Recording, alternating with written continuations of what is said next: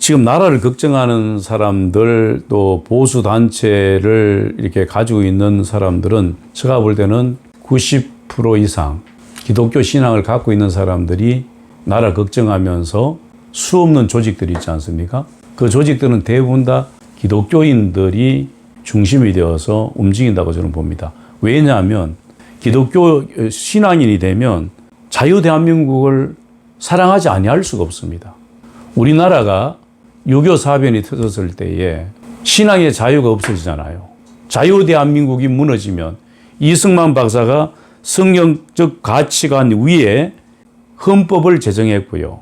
그리고 북한은 김일성이는 공산주의를 선택했지만 우리 남한은 이승만 박사께서 자유대한민국을 헌법에 근거해서 세웠습니다.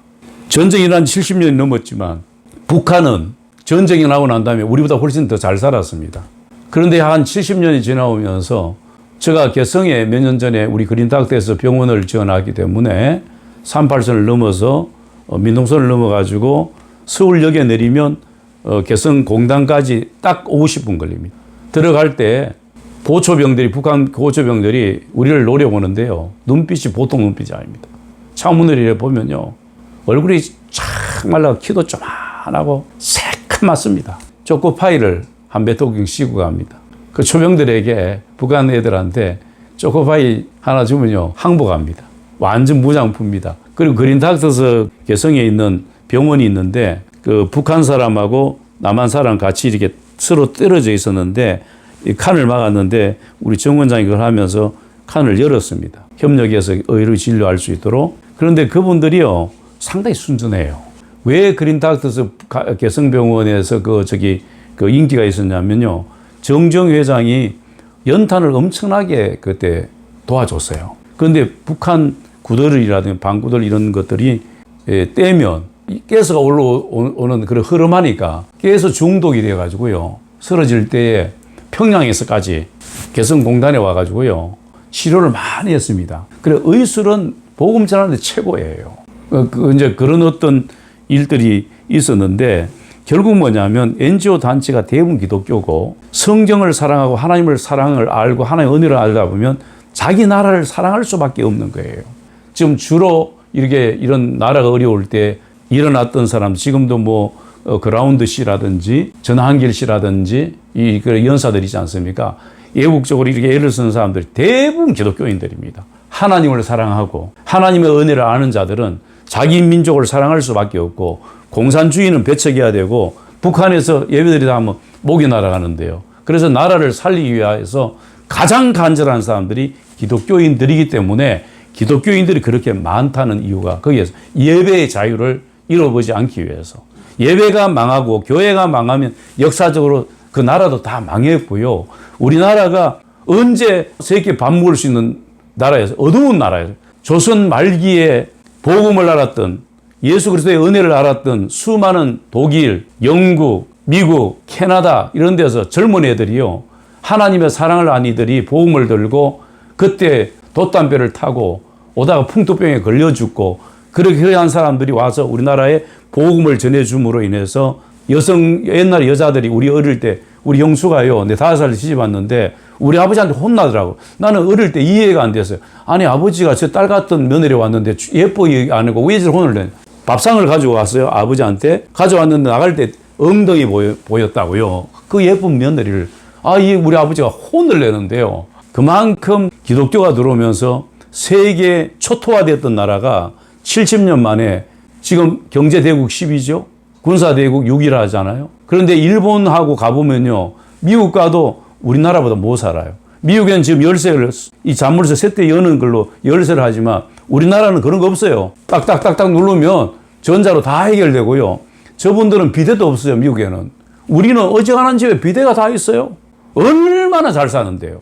미국 가면요. 마트 하나 찾으려고 하면 워싱턴 갔더니 1시간, 2시간 걸려요. 근데 우리 진구 같은 경우 마트가 5, 6개 있어요. 이렇게 잘 사는 나라가 어디 있습니까?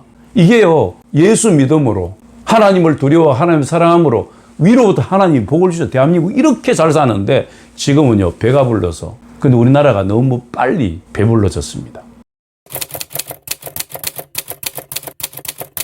저는 윤 대통령께서 엄청나게 고민하는 가운데 계엄 선포를 했다고 생각합니다. 제가 윤 대통령님을 만났을 때는 용산에 초빙받았을 때는 2023년 10월 6일 날 용산에서 대통령 영접실에서 만나서 대화하는 중에 대통령님에게 제가 이렇게 나라가 어지럽고 나라가 지금 혼란스럽고 무질서한데 대통령님 계엄 한번 하시죠 했더니 못한다고 했습니다. 그때 분명히 그랬습니다. 그랬는데 왜 계엄을 했나 이런 생각이 듭니다. 전 둘 중에 하나라고 봅니다. 자기가 좌파 쪽에서 검찰총장이 되고 갑자기 대통령이 되었을 때에 대통령께서는 국회의원들을 안 믿었습니다. 왜냐하면 조사를 검찰총장이니까 다 뒷조사를 해봤겠죠. 그런데 다 이게 순수한 국회의원들이 별로 없다고 봤던 것 같습니다. 그래서 그들을 안 믿고 대통령 선거할 때는 그 당시에 현직을 두 사람을 등용했습니다. 제가 알기로는 비서실장으로 장제원 국회의원을 비서실장으로 선거할 때요. 그 다음에 저 경남 교제에 고연내에 있는 서필준 의원이 수행 비서실장이었습니다. 그 외에는 대통령 선거할 때는 국힘당 사람 하나도 등용하지 않고 선거를 치렀습니다. 그러니까 국회에 대한 이분이 검찰총장으로서 다 아니까 신뢰를 하지 않았습니다. 그것도 하나의 탄핵의 어떤 요소가 되지 않았나 이런 생각이 들고요. 비상계엄을 할 때는 자기 나름대로 어떤 참다가 계엄을 했는데 계엄할 때는 누군가가 정보를 줘서 이거 하면 된다라고 해가지고 대통령이 고민을 하다가 할 수 없었는데 워낙 자기가 코너에 몰리니까 그래서 아마 계엄을 선포했지 않나는 생각이 들고 말 그대로 금방 철수했지 않습니까? 이 계엄은 권력이 남용되면 문제가 심각하지 않습니까? 그런 걸 고려해서 대통령이 했으면 참 좋았을 것인데 그게 좀 약점이라 생각이 되고요. 오히려 또 계엄을 했기 때문에 우리나라 상황에 대해서 20대는 자이기주의예요. 20, 30대. 40대, 50대는 왜 빠졌냐면은 좌파 정권에서 너무 혜택을 많이 줬습니다. 근데 20대, 30대는 이 지금 우리 대통령을 통해서 혜택을 별로 못 받았습니다. 우파 대통령은 양심이 있습니다. 대통령도 나라 살림이 다 받아보니까 거들났는데 그 거들났으면 차관을 해가지고 자기 5년 동안 시건 쓰고 끝나면 책임 안 묻지 않습니까? 그래가지고 막 공짜도 주고 막 국민들에 나눠주고 젊은이 혜택도 주고 이래야 되는데 이 보수주의자들은 양심이 있어서 그렇게 못합니다.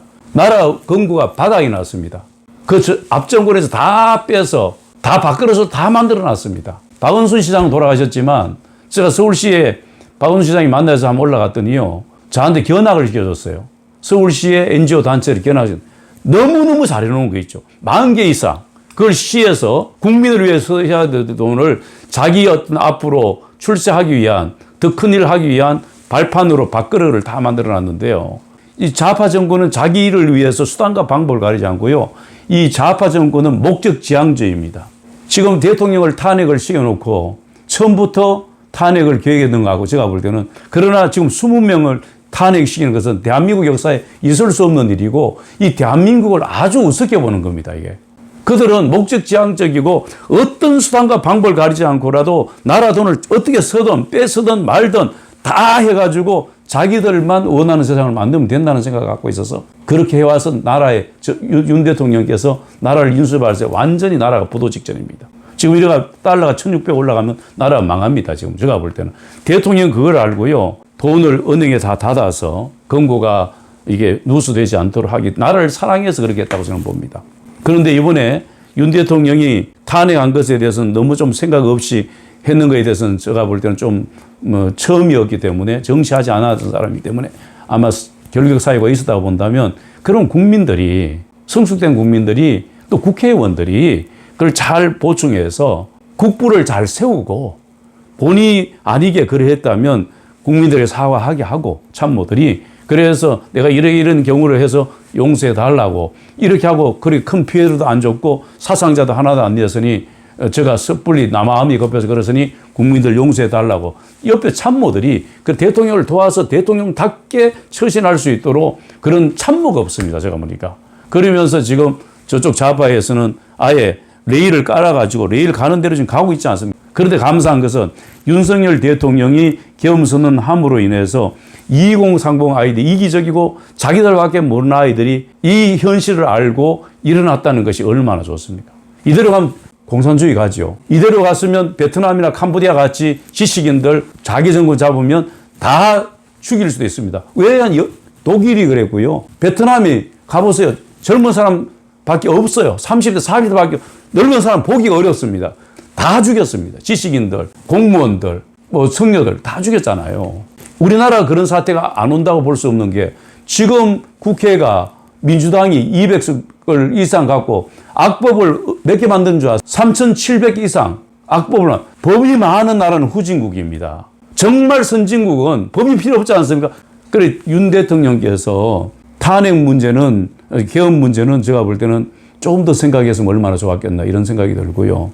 저는 잘했다 하고 싶은 마음은 없고, 결과적으로 볼 때 윤 대통령이 그런 어떤 의지를 가지고 했던 것이 국민들이 알아지고 젊은이들이 알아들어서 아니면 공산주의, 사회주의로 갈 수밖에 없는 나라, 신앙의 자유가 없는 나라가 될 수 있는데 이번에 참 다행이다는 생각이 들고, 저는 목사 입장에서 하나님께서 윤석열 대통령을 통해서 우리 국민을 깨우쳤다 이런 생각을 저는 합니다.